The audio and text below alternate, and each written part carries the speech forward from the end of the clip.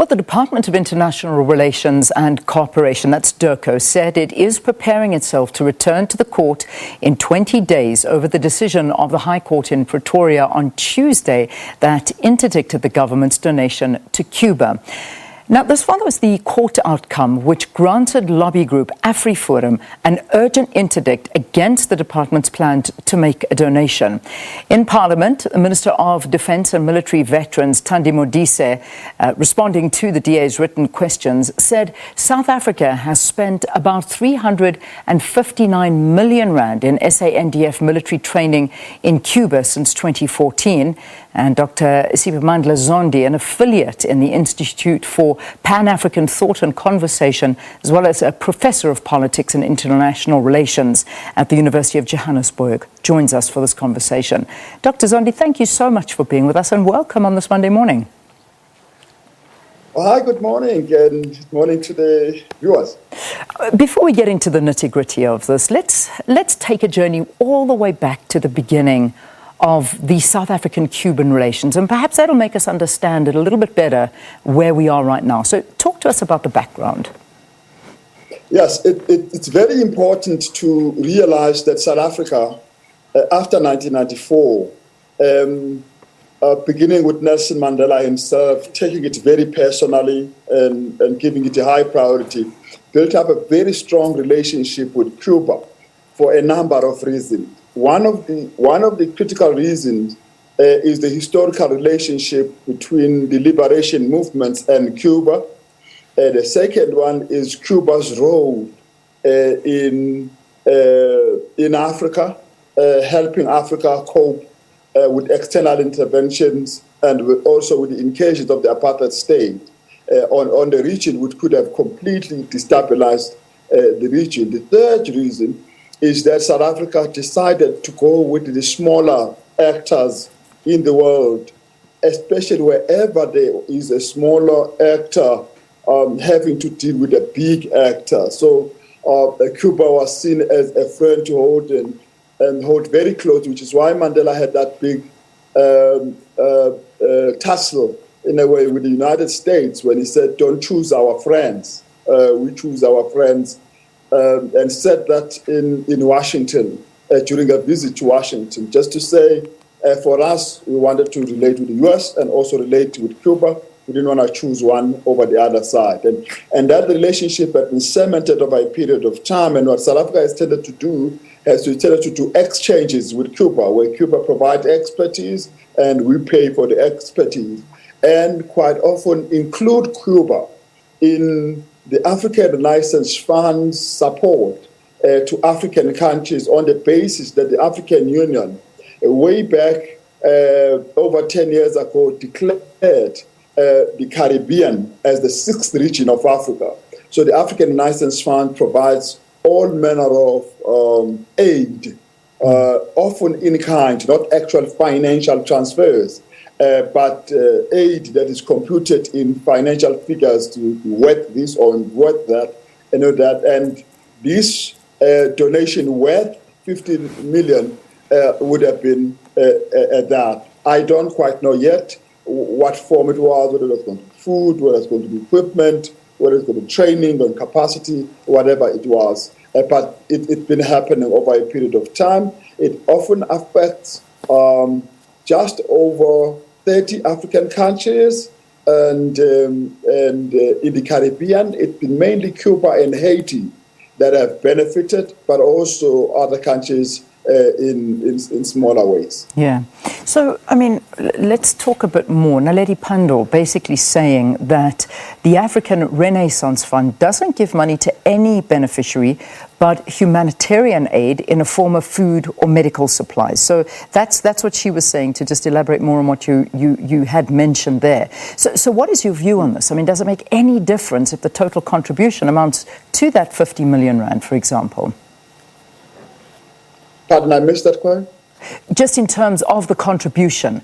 Yes. So I was just saying that Minister Naledi Pandor saying that the African Renaissance Fund doesn't give money to any beneficiary, but humanitarian aid in the form of food and medical supplies. So does it make any difference if the total contribution amounts to 50 million rand? It doesn't make contribution for two groups. The groups that have always been opposed to the relationship with the Caribbean generally and Cuba specifically, because South Africa is a free country. People take different ideological positions. There are those who are pro-American and those who are pro-Cuba and those who are pro-maintaining a relationship with both. For those who are dead opposed to any relationship with Cuba, seeing it as a communist state and a state that we should not relate to, or maybe a state that fought against the apartheid South Africa in the past, but there's that lingering animosity to Cuba. It doesn't matter whether you offer toothpaste or you offer money for them, it would just not be acceptable. Then there is a second group, those who feel that South Africa should withdraw from any form of humanitarian aid outside in the world because it has poverty issues of its nature, of its own. So it must only just spend any money it has internally and not be a responsible global citizen assisting other countries in any way, even if there are long-term benefits for doing that in terms of opening opportunities for trade and also assisting advancing African solidarity and general solidarity of the global South. So it might not assist for those, but it would assist those who may not have been understood that what was being done here is nothing new. It's been happening since Mandela. It started by him, and that it is an aid in kind. I just want to talk, this is not the first time. This has been, let's talk about the Cuban engineers that arrived in South Africa last year, and that cost us a lot of money. As a country, the government was saying that they were brought in highly skilled engineers, and their core responsibilities would be for the, exploration of the sustainable use of water, maintenance and the manage of the water supply, sanitation, infrastructure. All of these things, these were 24 of them, and this cost us a lot of money to do that. Then add to that story when they brought in the doctors, the Cuban doctors that came during the pandemic to help. They arrived in Johannesburg and they were going to be deployed, and then there was talk that South African doctors couldn't get paid because that money was going to the Cuban doctors. So there was a whole bunch of animosity already starting between South Africans with both the doctors and the engineers example. I'll talk about more examples now, but this idea of taking money away from South Africans to give it money and jobs from South Africans to give it to the Cubans, how does that sit with you? Is this part of a package of outworking our relationship with Cuba? I think what is important to notice is that the importation of critical skills that was first conceptualized under GIPSA, you would remember, early in the early 2000s. It's not new.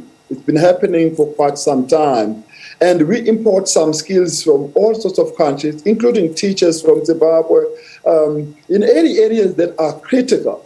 It becomes problematic when we say that Zimbabwean teachers are taking the jobs of South African teachers when they are actually brought in areas where we do not have teachers in good supply, the teachers that are willing to go to far-flung rural areas. In the same case with Cuba, the idea initially, I don't know the latest details, but was that you import skills that are rare, the skills you do not have right now.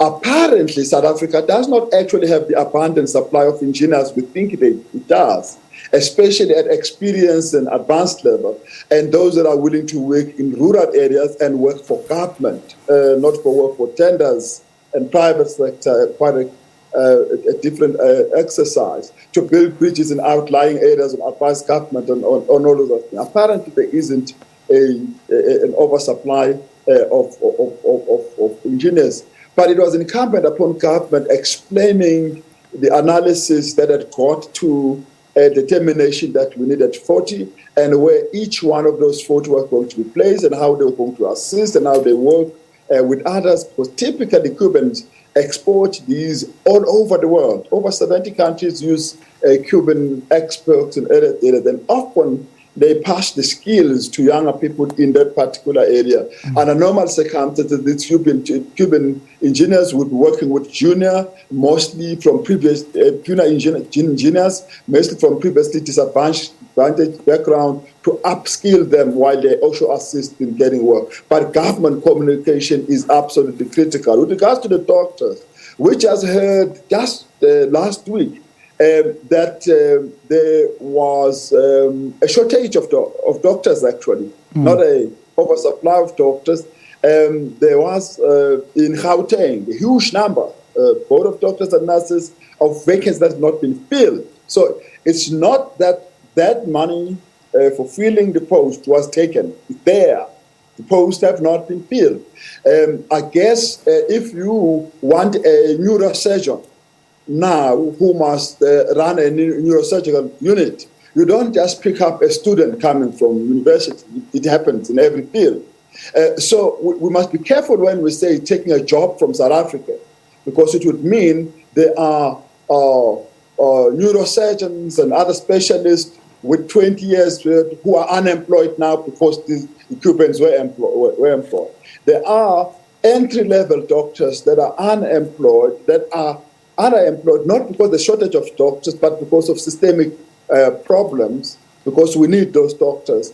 And the Cuban doctors that have been created are a different level of doctors. The Cubans don't send entry-level doctors normally. You're saying very high-skilled doctors. That includes the Cuban-trained South African doctors that have to ease in and get into places. What we heard from the Minister of Health some time ago was that we're struggling to get the doctors to go to outlying rural areas and work in those areas. Even to this day, a lot of doctors in the areas, in the hospitals from the village that I come from are not South African doctors. They are doctors from the East Africa, from West Africa, from all of that. So you have to be careful about taking South African jobs when South Africans are not taking those rural jobs. Yeah, I mean, both the engineering fraternity and the doctors denying this and saying that, you know, they do have the skills, they are able to do it, but the opportunities just don't seem to be there for whatever reason it may be. I mean, this is coming from their organizations, not out of my mouth, but this is what they're saying, is that they have got the skills. There are people that are unemployed that would do anything to do these jobs, and yet for one reason or another they can't. The same goes for a lot of medical students, that they try and apply for jobs or internships in whether it be rural or whether it be urban hospitals. They can't get a position because they just say that there's no money to pay them. I mean, these are the kind of stories that you hear coming out, and yet we do find the money to pay for foreign assistance, and I think it's a difficult one.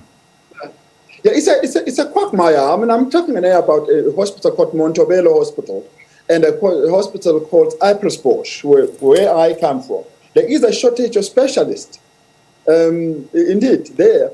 And even for the construction business, I know that to build a bridge, far flung in my village, it was very expensive to get engineers because you have to get them far away from Durban all the way to the East Coast. Because apparently no one wanted to be an engineer, be based in my area and all of that. I heard the engineering council say, oh no, there's no shortage of this, but they couldn't explain that there are places and there are municipalities in South Africa that struggle to attract even low-level engineers. But here we are talking about very high-level, very highly skilled engineers. I would have to be persuaded to hear that a top South African engineer is willing to work in Watlabisa. I'm not very convinced. South Africans tend to gravitate toward the big center in Johannesburg, in Durban, in Cape Town, and all of that. And it goes for doctors. Yeah. The two hospitals I mentioned, they have one doctor who visits once a week, alternately. We're supposed to be having 10 or 15 doctors. I asked one day.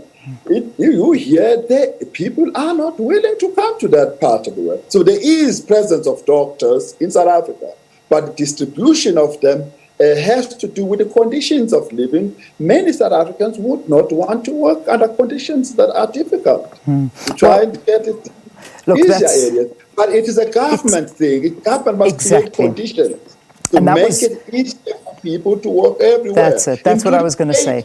There are many professionals that are moving out of the medical field and that would normally be working within the public sector, but they are just feeling the way things are being run and the way they are being treated, they would rather leave. And this is a travesty and a very big problem. Anyway, let us quickly wrap this up, because that medical conversation is a massive one, and I'd love to have it more with you. But let's get back to the Cuba issue. DIRCO is saying that the funds come from within the department, and it is budgeted for humanitarian aid. But my question to you is, and perhaps we can wrap it off here, can South Africa really afford to offer other countries this kind of gesture, given our own humanitarian crisis right here? We are in a huge problem when it comes to the financial crisis, the unemployment rate in South Africa. In every direction you turn, we have problems, and it's always a shortage of funds that is explained. Is it fair that we give money away right now? I don't know whether there will ever be a time when we should have no need and therefore should not give any money away. Many countries that are comparable to us, like Argentina, for example, huge poverty issues, Brazil, huge poverty issues, but responsible citizenship and human solidarity sometimes require that we do not simply think in selfish terms, that we should only cover our things and not deal with others. There's a second issue as well. South Africa does not have a shortage of money. You just heard recently over $1 billion being returned back to government, to national treasury, was not been spent. Then it would be a different issue if we were exhausting our budget and now running out of money. And then this sending money outside would be a problem. A big problem. Or using it to build relations with our friend relations with other countries would be a big problem. Because it also could be applied for having embassies elsewhere, for offering those state ships and all of this. No, it's not necessary. A specific country in order. There's no shortage of money. I have to leave it. I have to wrap you. Of money. But I think I got your point. Dr. Zondi, what a pleasure. Thank you for speaking to us. Got to say goodbye in less than 5 seconds. Dr. Siphamandla Zondi, an affiliate in the Institute for Pan-African Thought and Conversation and Professor of Politics at International Relations at UJ.